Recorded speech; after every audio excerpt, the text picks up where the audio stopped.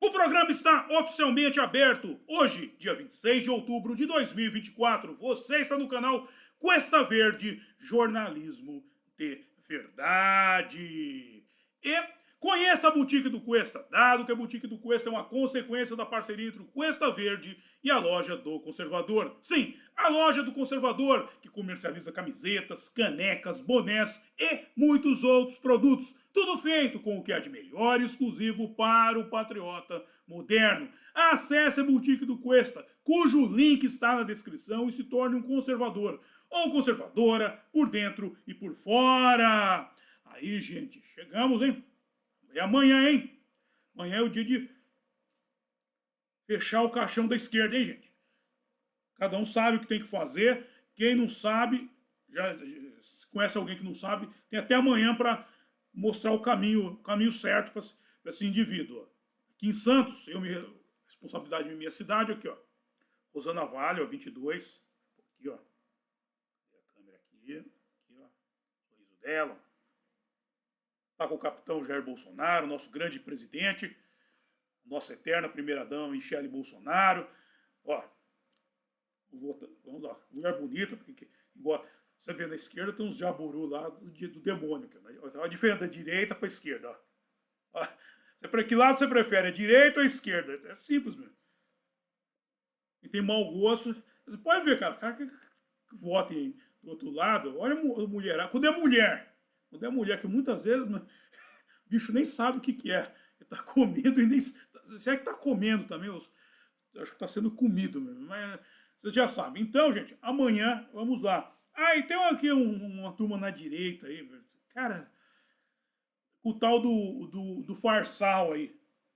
Tô com amor com esse cara, com esse Farsal, cara. Puta que eu pariu, cara. Vocês não aprenderam nada com o Olavo, velho. Se o Olavo tivesse aqui, vocês da manhã, vocês estão tomando no cu de vocês, cara. É que esse Farsal enfia no cu, meu. Vai embora, cara. Enfia o Farsal no cu e sai pulando, meu. Puta que eu pariu, meu. Bem, dado o recado, vamos para a nossa tradicional oração. Livro de oração em mãos. Quem não tiver mãos em posição de prece, muito respeito, que respeito é bom e a divindade gosta. Página 70, oração ao Senhor. Ó Senhor, El Cantare, fonte de todas as luzes, de todas as forças, de todas as sabedorias, de todos os amores. Dai-nos a luz, dai-nos a força, dai-nos a sabedoria, dai-nos o amor. Ó Senhor, nosso Pai, protegei a terra, planeta do amor. Protegei-nos de todos os males, dai-nos o futuro. Ó Senhor, muito obrigado por nos dar a luz. Agradecemos de coração.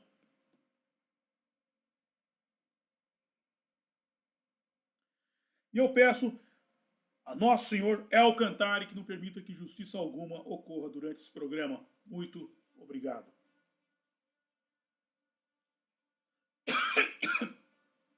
Gente, vamos voltar agora. Como eu falei, nós temos a programação aqui, segue aquela proposta ad eternum. E às vezes os temas vão passando à frente e as coisas vão ficando um pouco para trás. Na outra semana nós tratamos o Ringo Starr, hoje estamos voltando com o Raul Seixas, que teve o aniversário dele, mas voltando, é porque eu vou fazendo vários programas e a gente vai seguindo. Aqui a proposta do Cuesta é ad eternum. O Cuesta Verde, ele surgiu, dos pilares do surgimento dele foi na época eu ainda ouvia rádio, eu ouvia a rádio Bandeirantes. Eu estava ouvindo o programa, eu via o programa de manhã e estava aquele que morreu lá, o Zé Paulo de Andrade. O Zé Paulo de Andrade estava lá e eles estavam na época comentando a Operação Lava Jato, que estava indo para a fase cento e não sei tantos. Uma hora isso tem que acabar. Eu falei, pô, se o negócio está sendo bom para o Brasil, está sendo bom para a gente, por que tem que acabar? Não, que continue eternamente, cara. Não precisa acabar.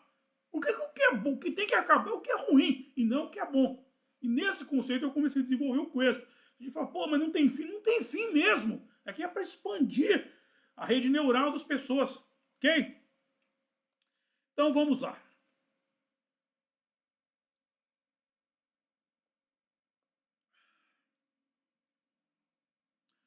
Vamos lá. Em 28 de junho de 1945, em Salvador, na Bahia, Raul Seixas nasceu. Por isso, se no plano temporal estivesse, teria completado 79 anos. E, como é comum no Cuesta, vamos rememorá-lo com análise do manuscrito Sociedade Alternativa, que contém uma entrevista que foi concedida por Raul Seixas ao jornalista Miguel Solano, da revista Anticipation, no dia 15 de janeiro de 1974, durante uma escalada na Pedra da Gávea.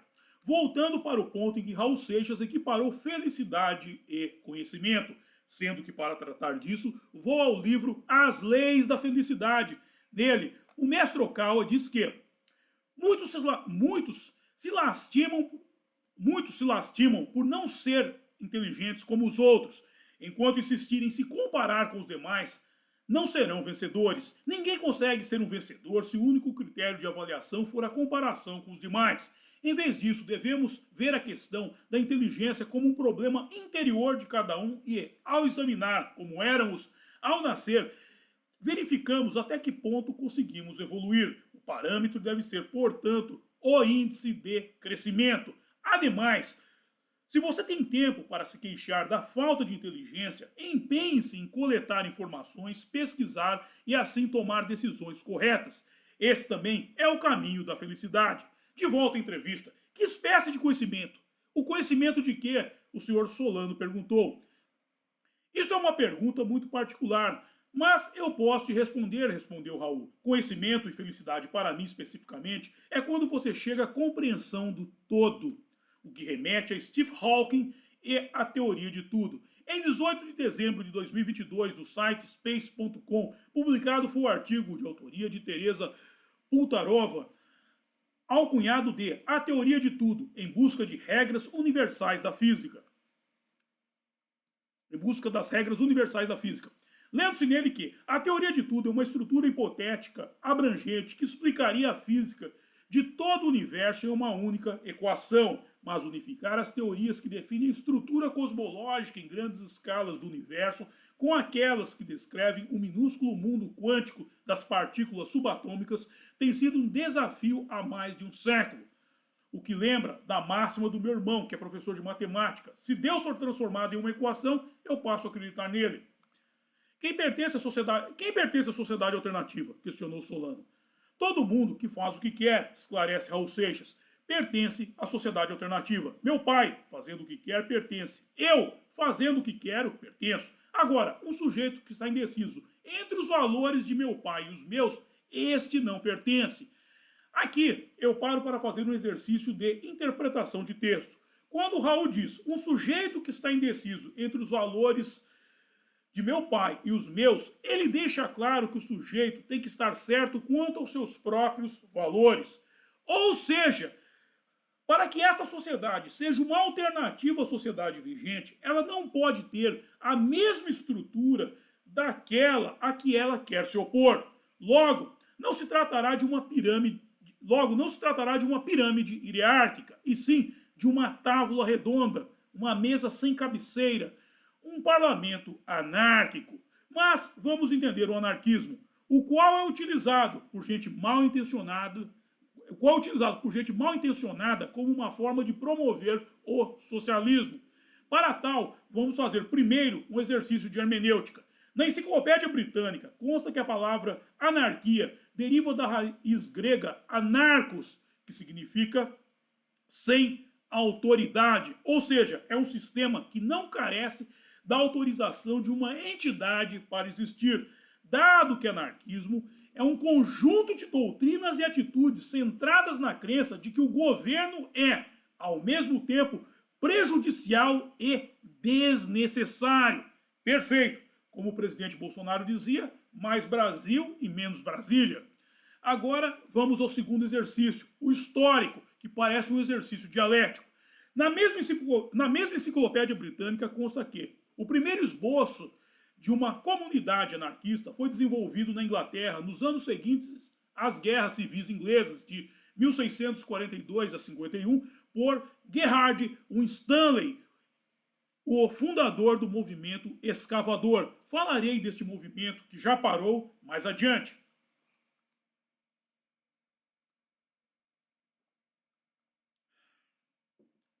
Em seu panfleto de 1649, ao cunhado de A Verdade está erguendo a cabeça acima dos escândalos, Winstanley estabeleceu o que mais tarde se tornou os princípios básicos entre os anarquistas, que o poder corrompe, que a propriedade é incompatível com a liberdade, que a autoridade e a propriedade são entre si as geradoras do crime, e que, só numa sociedade sem governantes, onde o trabalho e os seus produtos são partilhados, os homens podem ser livres e felizes, agindo não de acordo com as leis impostas de cima, mas de acordo com suas próprias consciências, desde que essas consciências concordem com os princípios básicos que ele estabeleceu. É impressão minha ou ele se coloca como uma autoridade? E pergunta Miriam Big Pig. É impressão sua, minha cara, pois ele só está dizendo para as pessoas o que elas devem fazer. Mas isso não parece algo que saiu do manifesto do Partido Comunista? Questiona Miriam Big Pig. Foi o contrário, dado que este texto é de 1649 e o manifesto é de 1848. Em 25 de dezembro de 2020, no site Tribune, publicado foi o artigo de autoria de John Gurney, alcunhado de O Comunismo Cristão de Gerhard Winstanley. Lendo-se nele que, no verão de 1918, à medida que se aproximava o primeiro aniversário da Revolução de Outubro, foram tomadas medidas em Moscou para implementar um dos projetos favoritos de Lenin, o seu plano de propaganda monumental. De acordo com um decreto emitido em 12 de abril, os símbolos sobreviventes do regime czarista deveriam ser sistematicamente removidos e monumentos a pensadores e ativistas revolucionários do passado seriam criados ao longo das principais rotas da metrópole. Entre os antigos símbolos czaristas que enfrentariam a destruição estava um grande obelisco de granito que se destacava no Jardim de Alexandre, perto do Kremlin, que havia sido erguido em 1913 para comemorar os 300 anos do governo Romanov. Lenin tomou a decisão de salvar o obelisco quando ficou claro que a reutilização poderia ser preferível à demolição. Logo, a águia de duas cabeças dos Romanovs foi removida do obelisco e os nomes dos czares foram apagados. Em seu lugar foram inscritos os nomes de 19 importantes pensadores revolucionários. Karl Marx e Friedrich Engels encabeçavam a lista, mas o oitavo nome era o de Winstanley, ou Gerhard Winstanley, mais conhecido como o líder dos Daggers, os escavadores, ingleses do século XVII, que, em abril de 1649, ocuparam terrenos baldios em St. George's Hill, Surrey, semearam o solo com pastinacas, cenouras e feijões e declararam que a sua esperança de que a terra se tornaria em breve um tesouro comum para todos. Por aqui encerramos o texto de hoje. Interessante, gente. Olha que coisa curiosa. Esse ponto aqui eu vou falar, vocês já vão começar a fazer a associação. Lenin tomou a decisão de salvar o obelisco. Eu só vou reler aqui. Entre os antigos símbolos czaristas que enfrentariam a destruição estava um grande obelisco de granito. Obelisco não lembra uma coisa meio egípcia? Que se destacava no Jardim de Alexandre, perto do Kremlin, que foi erguido para comemorar os 300 anos dos Romanov. Lenin tomou a decisão de salvar o obelisco quando ficou claro que a reutilização poderia ser preferível à demolição. Atenção. A águia de duas cabeças dos Romanov foi removida do obelisco. Os nomes dos czares foram apagados. Isso não está parecendo um negócio que a gente já viu lá no Egito? Em seu lugar foram escritos os nomes de 19 importantes pensadores. Eles chamam de pensadores. Hein? É dose. Hein? Cara, eles pensavam. Eles que formularam essas ideias de Jerico, que o pessoal... A gente tem que partir do seguinte, independente da ideia de Jerico, ela saiu de alguma cabeça.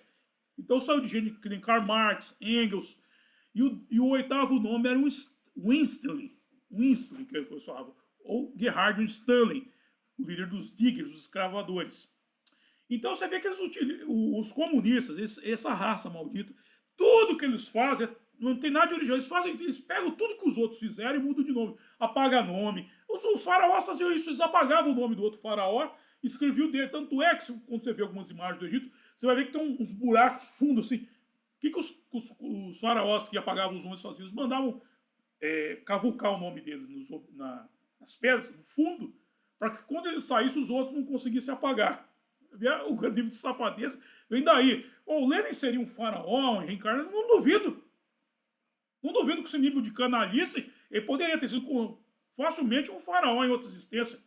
Veio na alma. A canalice falou, os canalhas também envelhecem. Não, os canalhas também reencarnam. Velho. Mas vamos lá para cima, vamos voltar. E outra coisa aqui. Cadê aqui? Eu ia comentar. Mais um comentário. De acordo com o decreto emitido em 12 de abril, os símbolos sobreviventes do regime czar deveriam ser sistematicamente removidos e monumentos a pensadores e ativistas revolucionários do passado seriam criados ao longo das principais metrópoles. Quem é que faziam isso? Os romanos. Os romanos. Eles utilizavam as vias para pôr as coisas. No caso, não era monumento. Se você pegar o filme Spartacus, com Kirk Douglas, o que eles faziam? Eles pegavam os insurgentes e crucificavam nas vias. Na Via Ápia. A Via Ápia. Até o Espartaco morre lá, pregado na cruz, lá na Via Ápia. A famosa Vila Ápia. Que é a principal ligação a Roma. Eles iam pondo. Tudo que os comunistas fazem, você pode ver. Eles pegaram de alguém. Eles pegaram de alguém. Não inventa nada. Não sabe. Até para inventar, praticar o mal, eles têm que roubar o mal dos outros. Mas vamos lá, deixa eu só ver o tempo aqui, como é que nós estamos. Vamos voltar aqui para o começo, porque eu quero fazer uma análise rápida aqui. Então, aí o Raul Seixas ele fez a equiparação dele de felicidade e conhecimento, no caso dele. E o mestre Okawa diz, muitos se lastimam por não serem inteligentes como os outros. E ele fala, ninguém consegue ser o vencedor se o único critério de avaliação for a comparação com os demais. O mestre Okawa estabelece que devemos ver a questão de inteligência como um ponto interior de cada um ao examinar como éramos ao nascer. Tanto é que quando ele pergunta, o Solano pergunta do conhecimento, Raul fala, isso é uma pergunta muito particular. Ou seja, a inteligência é uma coisa particular. Mas como o mestre Okawa fala, se você tem tempo para se queixar da falta de inteligência, empenhe-se em coletar informações, pesquisar e assim tomar decisões corretas. Esse também é o caminho da felicidade. Ou seja, as pessoas se perdem. Se você prestar atenção no ser humano em geral, ele perde mais tempo reclamando da vida do que fazendo coisa que presta. É impressionante, cara. Impressionante, cara. É nego se queixar, abrindo a boca, só pra falar merda. Eu gosto muito de frequentar bar, e bar, o lugar para você ouvir queixa é bar.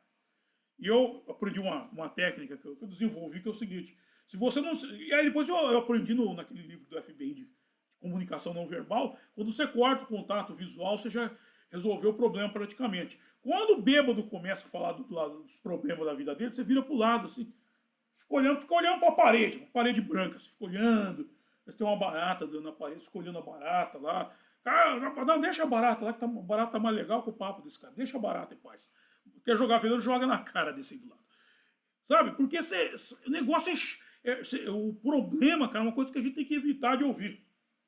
Porque o que acontece? O cara não resolve o problema dele e ele fica transferindo, ele acha, ele como o saco dele já tá cheio, ele quer transferir problema pro saco alheio.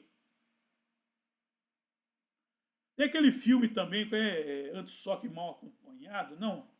Aquele do Ben Stiller, que ele casa com a mulher lá, aí ele fica lá em Cancún, lá, o cara fica preso em Cancún e reclamando da vida, ó. E tem um velho lá, não, eu vou ficar aqui bebendo e reclamando da vida com esse cara aqui a vida inteira. O velho, sai daqui, seu gringo desgraçado, vai cuidar da sua vida, seu porra. O cara não aguenta mais ouvir. O problema é uma coisa, a gente deve evitar de ficar falando e procurar solução. Solução sim. Vamos lá que o tempo está passando. E aí, o Raul Seixas diz, conhecimento e felicidade para mim especificamente é quando você chega à compreensão do todo. E eu lembro muito daquele filme do Steve Hawking, a teoria de tudo. O que é a teoria de tudo? Aí eu fui procurar a teoria, teoria de tudo, em busca das regras universais da física, que é dessa autora aqui chamada Teresa Pultarova, o nome da mulher. Pultarova, é o nome dela, Pultarova mesmo. Procura aí. Tem uns nomes também, é uma russa bonitona, tudo. Cara, eu lembrei esse nome, bicho, que foi 2007, nós fomos pro Rio de Janeiro, assistir o show dos Rolling Stones lá em Copacabana, bosta nenhuma lá. Lá em Copacabana só nego fumando maconha e mijando na praia. Não tinha nada. Mas E a gente tava fazendo reunido, o meu amigo Cebola organizou a excursão, não sei o quê. E tinha uma moça que a gente conhecia, eu não vou falar o primeiro nome dela, mas vou falar o sobrenome. O sobrenome também, acho que é o único, aquela única pessoa que o sobrenome dela era Rabone. Rabone.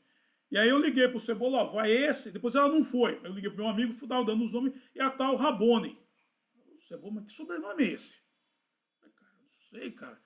Rabone, mas ela vai usar biquíni na praia? Com esse nome, esse nome ela tem que ir de biquíni, de fio dental na praia, preferência. Mas você vê, são uns nomes interessantes aqui. Essa aqui é a Teresa Pultarova. Então, o que é a teoria de tudo? É uma questão da física, mas a gente pode usar como um sistema analógico de tudo. A teoria de tudo é uma estrutura hipotética, abrangente, que explicaria a física usando todo o universo em uma equação. Tudo resumido a uma equação.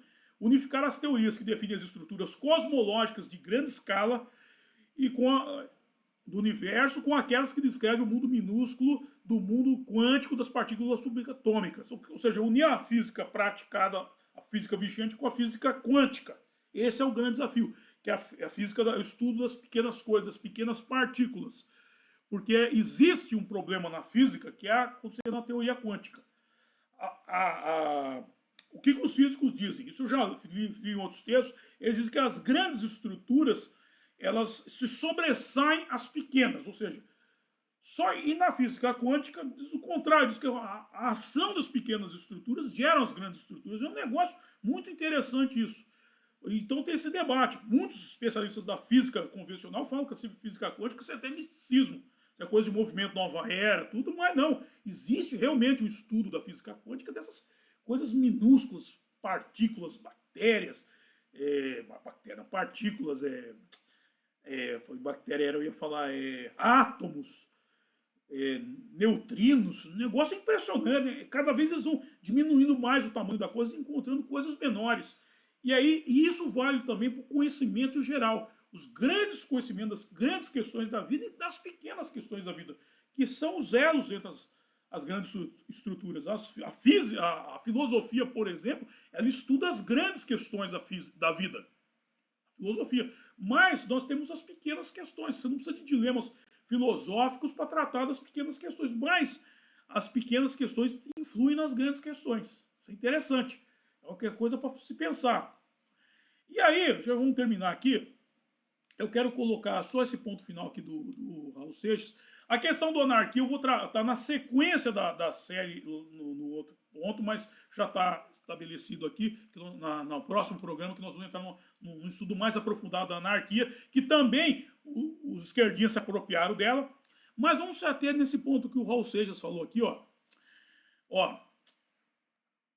Ele perguntou quem faz parte da sociedade alternativa. Todo mundo que faz o que quer pertence à sociedade alternativa. Meu pai fazendo o que quer pertence, eu fazendo o que quero pertenço. Agora, um sujeito que está indeciso entre os valores de meu pai e os meus, esse não pertence. A pessoa tem que ter um autoconhecimento para pertencer a uma sociedade que ela faz questão de ser uma oposição à sociedade vigente. Para você estar numa sociedade alternativa, ela não pode funcionar com as mesmas regras da sociedade vigente. E aí nós chegamos na questão da anarquia. Que a anarquia, deixa eu ver o tempo aqui, eu vou só me adiantar aqui. A anarquia, o conceito da anarquia que vem do grego, anarcos, que significa sem autoridade, ou seja, ninguém é maior do que ninguém. Aquela música de John Lennon que ele fala, Imagine, sobre as nossas cabeças somente os céus. Ninguém, essa música de John Lennon é anárquica. Ninguém, acima das nossas cabeças, apenas os céus, apenas Deus.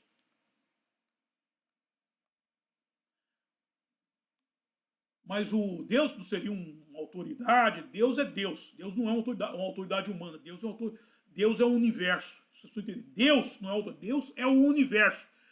Ou seja, acima da nossa cabeça, somente o universo do qual nós fazemos parte. Ou seja, nós funcionando em simbiose com todo o universo. Ok? E aí entra o conceito aqui da anarquia, que o Stanley falou aqui, ó, só besteira, ó, o poder não corrompe. pessoa que já é corrompida. Tem pessoas que detêm poder e fazem coisas ótimas para a humanidade. A propriedade é incompatível com a liberdade. Negativo. Eu posso ter a liberdade de ter o que é meu. Se eu vou, eu não, você não pode dizer que eu não posso ter propriedade. Isso é incompatível com a minha liberdade. Olha como o texto do cara está ele dizer, você tem propriedade é incompatível. Não, você não pode dizer isso. Eu posso ter o que eu quiser. Eu sou livre, eu tenho minha mente. Você não está acima de mim. Que a autoridade e a propriedade entre si são geradoras do crime. Negativo, velho. Das sociedades mais criminosas que tem é a sociedade comunista.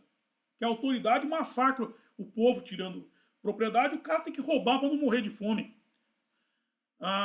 Que só uma sociedade sem governantes, onde o trabalho e seus produtos são partilhados, os homens podem ser livres e felizes, não agindo não de acordo com leis impostas, mas de acordo com as suas próprias consciências. Peraí, consciência é minha ou é sua? Você está falando que os produtos são partilhados. E se eu não quiser partilhar o meu produto? E aí? E se eu não quiser partilhar aquilo que eu tô? É o direito meu. Mas você não vai ter o do. Foda-se. Se eu não quiser. Você entende que o cara, você derruba o argumento dele fácil? Se eu não quiser partilhar, você não faz parte. Então você está me expulsando daqui? Você é autoridade? Você entende? Vendo a lógica? Então esse aqui é o senhor Stanley, tal do movimento Digers, os escavadores. Mas trataremos disso no próximo programa. E hoje, se encerra o programa de hoje. Vamos para a hora de passar o chapéu, que é a hora que eu mais gosto, é a hora que vocês mais gostam também, que é a hora em que eu ganho uma graninha. Bem, na descrição do programa eu estou disponibilizando os métodos de arrecadação de fundos por via direta e via indireta. Por via indireta, os meus livros aqui, A Máquina da Verdade, nesse livro Menino Veste Azul e Menina Veste Rosa. Esse livro aqui também tem uma pegada Nike, a molecada já tem uma ideia de autoridade. Presta atenção. É bom dar assim, porque eu trato muito disso quando eu era moleque, eu tinha muito essa questão do moleque mandando, você não vai jogar bola aqui comigo. E daí, meu? Pega sua bola e enfia no cu, velho. Eu vou jogar porque se eu dono da bola, eu compro a minha bola, mano. No livro tem uma parte que o moleque não quer deixar eu jogar, eu pedi pro pai, compra uma bola, o pai comprou uma bola, deu pra ele, foi jogar com a turma dele. É assim. Você não quer me deixar jogar, eu vou jogar em outro lugar. Eu não preciso de autoridade em ninguém pra dizer com quem e onde eu jogo bola. Ou o que quer que eu faça da minha vida. Aí tem o romance A Saga de Kid Winchester, para os adultos, o curso Fundamentos do Exorcismo, você pôr o Satanás para correr. E aí vamos para o método de arrecadação de fundos por via direta. Por via direta tem o Apoia-se do blog O Mochileiro Místico, o Pix, para você já mandar sua contribuição daí, é o PayPal para os nossos acólitos dos estrangeiros. Gente, estou muito feliz agora quem chegou, o pessoal das Filipinas, de Manila. Fui ver, entrou ontem, hoje, começou a entrar o pessoal das Filipinas, estou muito contente aí. Sejam bem-vindos, vocês de Manila. Vamos expandir o Cuesta para o mundo todo, ok? Muito obrigado a vocês. Se souber, não sei qual que é o dinheiro das Filipinas? Vamos aproveitar aqui. A moeda das Filipinas. É o peso filipino. Peso filipino. Um peso filipino vale 97 centavos de real brasileiro, tá vendo? Um peso filipino. Então você pega uns pesos filipinos e faz um PayPal aqui para ajudar o Cuesta, gente. Certo? Bem, seguindo a descrição, tem aqui a boutique do Cuesta, para você comprar sua beca agora, para semana que vem, é missa de sétimo dia da esquerda, para ir bem ajambrado para a missa de sétimo dia. Com letras de Mateus, o meu álbum em parceria com o meu amigo Renato Pop, e o e-mail do Cuesta. Por fim, o grupo do Cuesta no Facebook, no X, o Právida Conservador, e no WhatsApp. E por fim, Naldos Bar, o ponto de encontro dos acólitos. Hoje não iremos, que amanhã tem eleição, e lá o problema no bar é que o pessoal pega a pilha muito rápido, e eu não tenho paciência com o idiota. Então, para evitar de meter a mão na cara de um, é melhor ficar em casa, tomando uma cerveja em casa, e véspera de eleição não dá problema, gente. E, falando de problema, próximo evento, como é o sistema multiplataformas, eu não posso falar, apenas Luz Irlandesa. No sábado, dia 1 de novembro de 2024, às 6 horas da tarde, às 18 horas. No sábado, dia 1 de novembro, ou 1º de novembro, eu prefiro dia 1, acho mais legal. 1 de novembro de 2024, às 18 horas, Luz irlandesa. Ok, gente?